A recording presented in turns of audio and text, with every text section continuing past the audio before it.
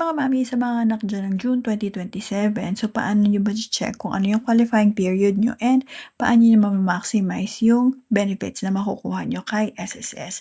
So I'm using SSS Maternity Benefits Calculator.com, and para sa mga gusto mag-self-compute, punta lang po kayo dito sa site and follow the steps lang. So yung sa step number 1 natin, ilagay mo lang kung ano yung member type mo. So ang gagawin natin is voluntary member. Kung may other category kayo or kung other category kayo, ilagay nyo lang kung ano yung category nyo. And then, maternity case, lagyan natin normal delivery or CS delivery. Kung may mga solo parent po dito, lagay nyo lang solo parent. And for EDD natin, which is ang gagawin natin is June 2027. Ang current month ngayon is July 20, 2026. So, meron pa tayong time para makapaghulog dun sa mga qualifying period natin. So, click natin show qualifying period. So, meron pa tayong ang qualifying period natin is January 2026 to December 2026.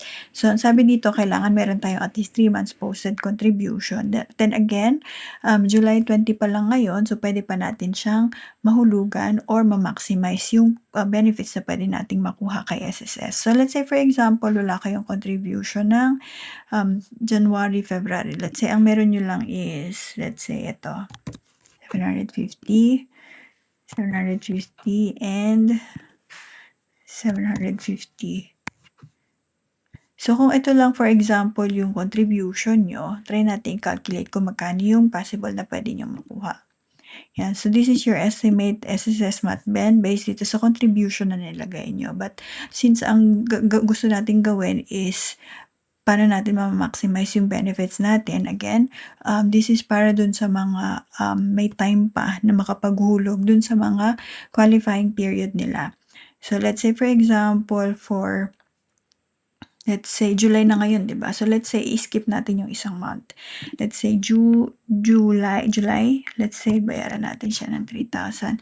3,000 is the maximum amount ni SSS na kino-cover for SSS Matben. So, kung halimbawa nagbayad kayo ng 3,500, yung sobra doon, mapupunta siya sa Mandatory Pension Fund. Ang kukunin lang ni SSS doon is yung 3,000 po.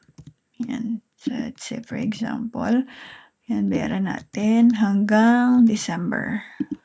By the way, si SSS, ang kinocompute niya po is yung top 6 highest contribution nyo.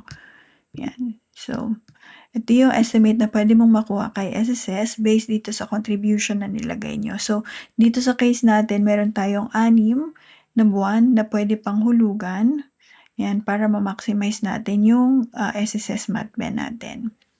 And so, sa mga gusto pong magpa-compute, magpa-estimate, comment lang your EDD, your month contribution, and your member type. And para sa mga may questions, pwede kayo mag-comment para try natin sagutin po. And sa mga mommies dyan na need ng extra fund, yan, I have a referral link po dito ha. Click nyo lang to, madadirect kayo Union Bank credit card. Wala po tayong commitment dito mga mommies, whether you're approved or not po, pwede po kayo mag-fill up.